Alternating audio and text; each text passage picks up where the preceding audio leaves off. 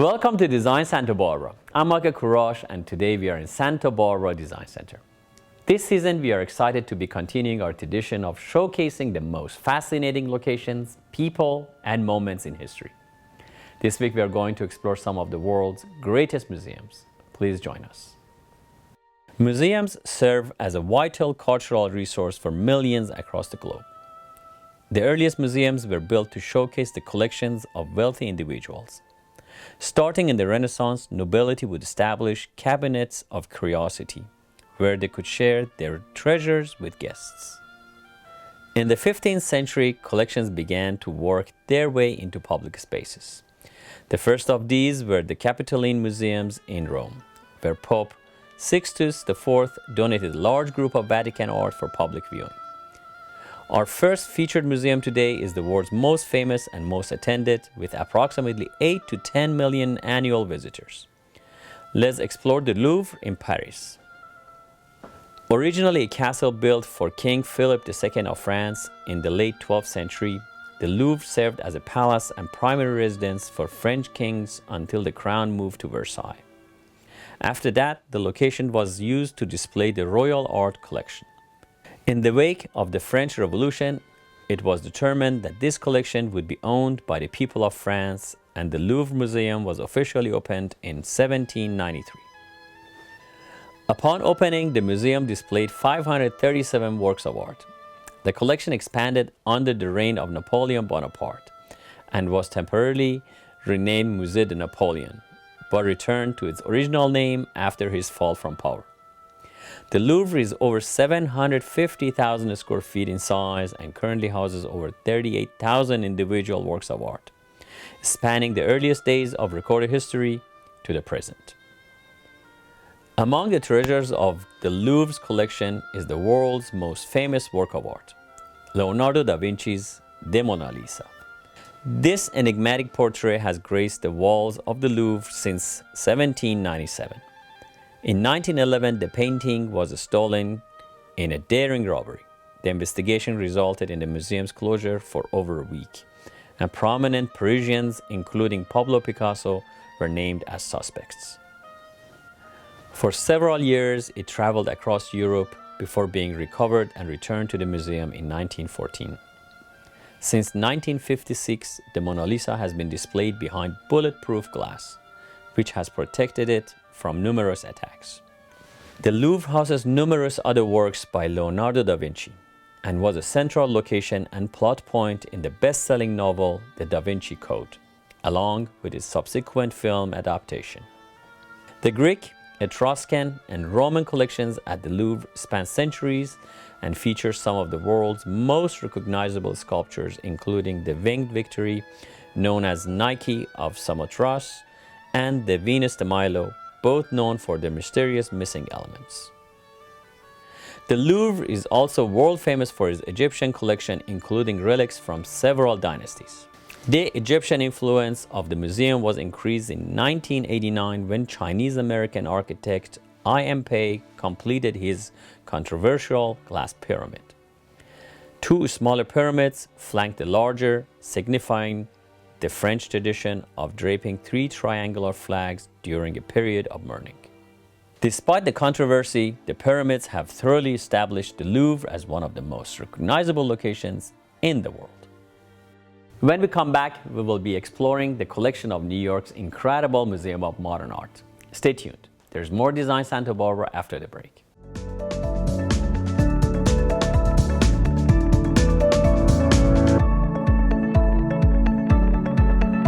Stay tuned. There is more Design Santa Barbara after the break.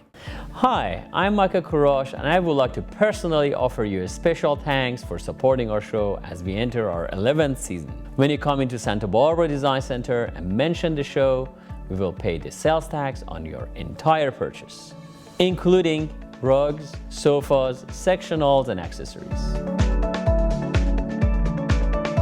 Please come visit us at Santa Barbara Design Center, 410 Olive Street. And once again, thank you for supporting our show.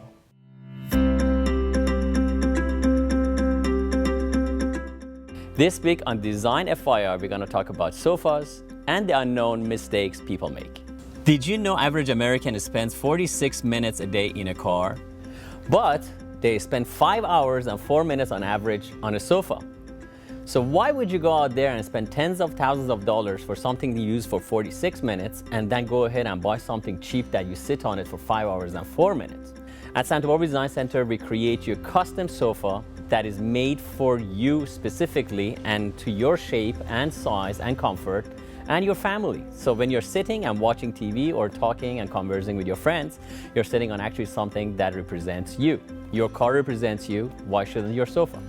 Thank you for joining us on Design FYI this week, and please come see me at Santa Barbara Design Center, 4th and Olive, and let me help you find the right sofa for you and your family.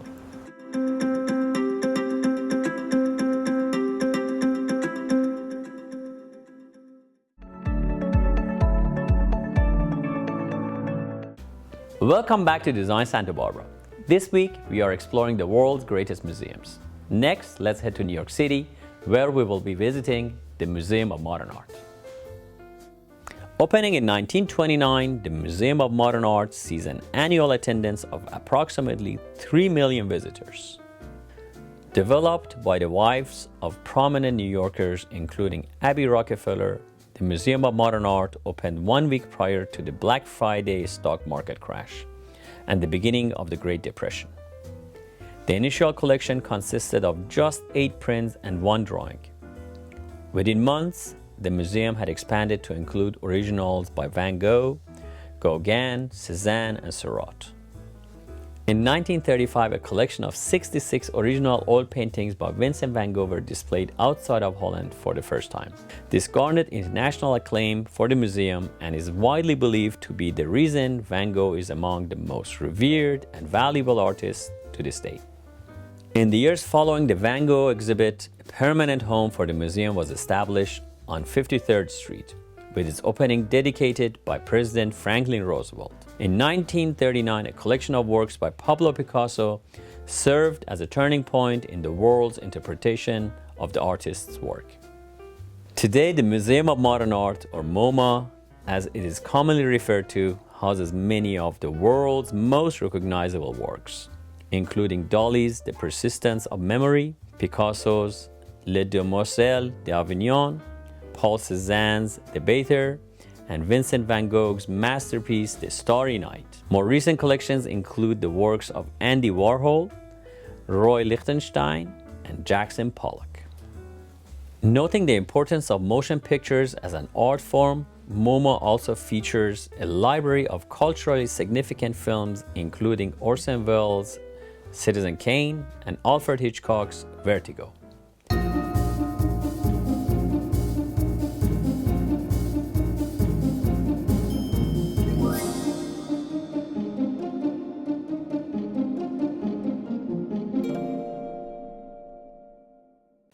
Culturally significant collections also include architectural drawings by Frank Lloyd Wright, industrial works such as the ball bearings to a Bell 47 D1 helicopter, and a collection of video games including the 1980 version of Pac-Man. The Museum of Modern Art is also noted for its lack of government funding. Rather than relying on public funds, the museum remains a non-profit and uses its $150 million in annual revenues to maintain the collection and acquire new works. Every Friday night, MoMA welcomes students from around the world to explore the collection free of charge. I hope you have enjoyed this look into 2 of the world's most fascinating museums and their incredible collections. Please take time to visit a museum near you. It will enrich your life. We'll be exploring more museums in the future. Thank you for joining us.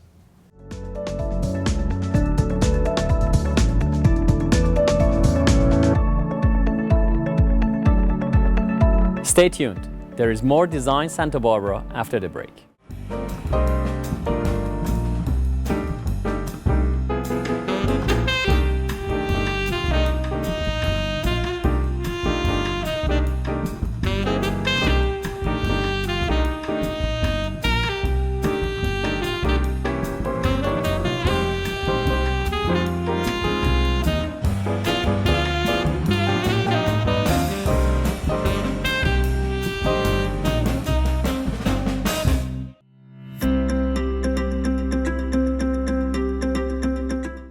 Today on Design FYI, we're going to talk about what not to buy when you're going shopping for rugs. Most big outlets or national chains, they sell nowadays hand-tufted rugs. This sounds like it's hand knotted, it's done by hand, but actually they are not.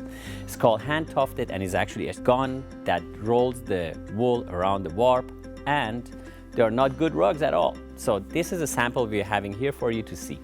Anything that has a backing like this, flip your rugs over at home, see if it has a backing, is absolutely not good. So what it does is it hides what they did below this thing, which is a latex glue, which actually is toxin. And if you have got any rugs over the net, I hate to say it, over the net, because it's easy to sell and they're inexpensive, you buy these things over the internet. So when it comes to your house, they smell. Have you noticed that? They smell more like a gasoline or more like a diesel because they don't let the latex cure. And the latex that glues this wool to this backing smells a lot. On top of that, they shed quite a lot. The wool is cheap because they need to be inexpensive, and they shed. I would not recommend you to get anything, again, that has a backing and is glued, because it comes apart very easily. It is temporary. It is not a green product because they wear very quickly, end up in the fill, and just basically as a landfill junk we are adding to our planet. The things I would recommend you to get, unlike these things that have backing, is the rugs that they have nuts to them. So as what to buy, I highly recommend you to get some rugs that they are hand knotted. And how you can see, flip it to the back, and you can see the knots are done individually, and each one is slightly different than the next one because they're done by hand, and the intensity of the wool and the pull they have, the weaver, makes them look different. Also, the sides are done by hand. That you can see very easily. If you want to buy a real rug, please come to Santa Barbara Design Center and I can gladly help you. Thank you for joining us on Design FYI, Santa Barbara Design Center, Fort and Olive.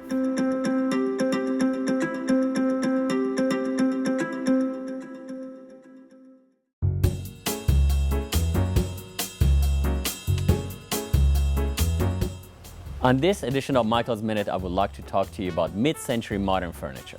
Mid-century modern is described as the period between 1933 and 1965, in which designers such as Eames and Nakashima used clean lines and futuristic materials to propel design into a post-war era.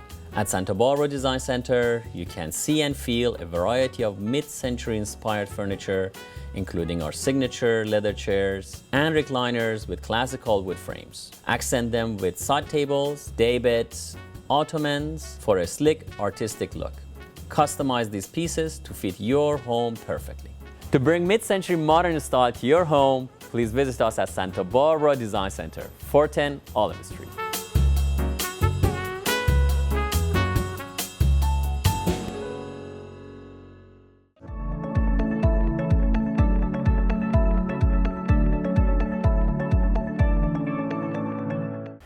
This week on Appraisals, we are looking at two Spanish honey jars. The region of Catalonia, which includes the city of Barcelona, is world famous for its terracotta pottery and tiles.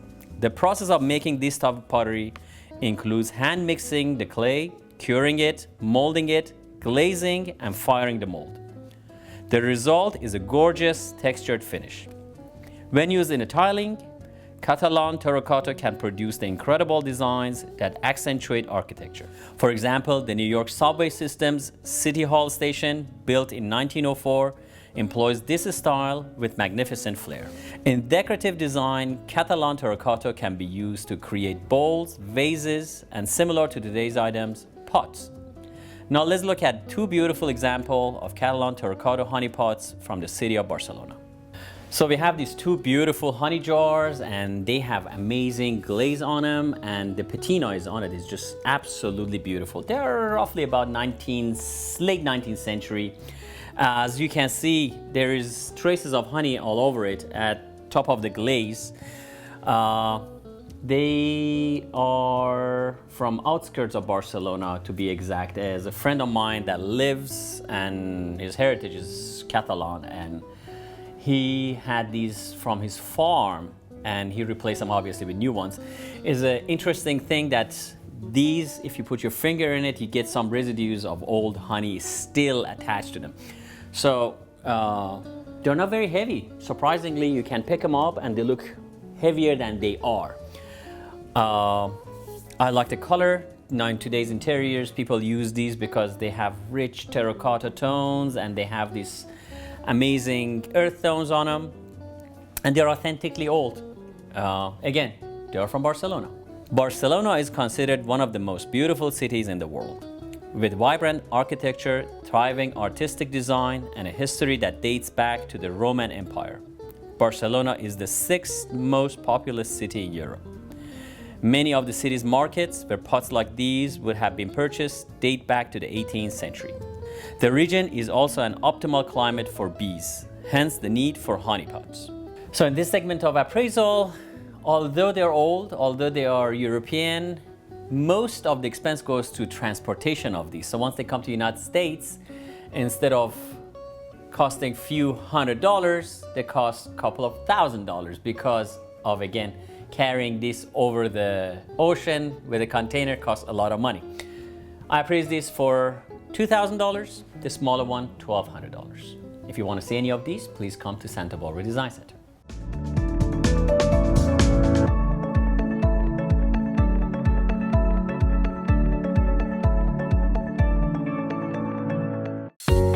We live in one of the most beautiful locations in the world. I've raised my kids here.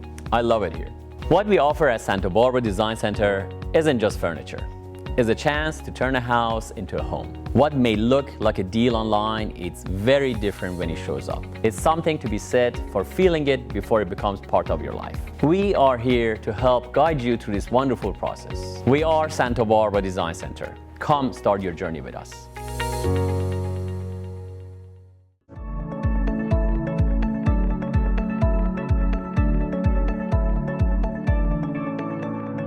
Today on Design Santa Barbara, we are in Santa Barbara Design Center, heading toward Montecito to see my dear friend Lisa Wilson Goldmunds. You'll remember her from the past seasons. She has a modern project that she has been working on it for a while, and we have done a lot of custom pieces for this house from Santa Barbara Design Center, and I'm excited to see what she has for us. Michael, welcome to another fun project we had together and another modern one for me. Which is very unusual for our town, but you're getting a lot of them. It's getting more and more popular. More people are asking for modern, and they're also asking, as this was a remodel, to take what was something in the 90s and bring it current for today. Wonderful. This was so much fun because we could do so many custom pieces. So many custom pieces we did, and I love it. The runner is beautiful and makes really great sense of a small, intimate space, which is the entryway, that then leads into the really gorgeous living room. And the rugs throughout, which are custom sized, all relate to each other. Beautiful. Love to see what is next door. Let's take a tour. But first, let's have a moment for the door, because this is a really important design element.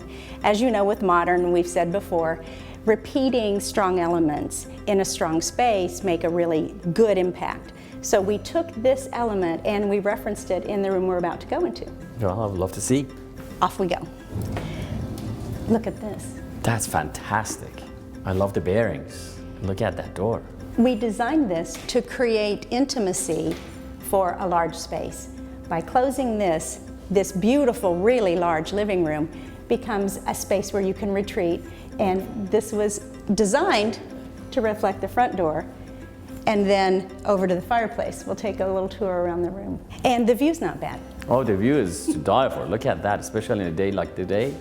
You can see the islands. It's fabulous. The beauty of a view, obviously, is the light and the air and that living in California thing that we all love.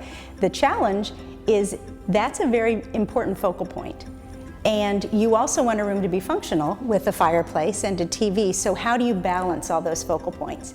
That goes to the custom rug, exactly the size we need it, a sofa, exactly the size we need it, and then a piece that references a TV but makes it go away because it's really interesting and relates to everything else in the room. I remember that custom-made cabinet. It took us a while to do, but it came out wonderful, actually. It was a labor of love from both here and abroad. Oh, well, yes, let's say that. I love the rug, actually. It makes the whole room airy, happy, and lighten it up at the same time, goes with the theme of the whole house. That's what I love about this room. I think the reason it works is because we've kept a really simple palette of cream and gray and brown, with just then touches of green and blue, because that's referencing the outside. It does. That's exactly what you see from the window.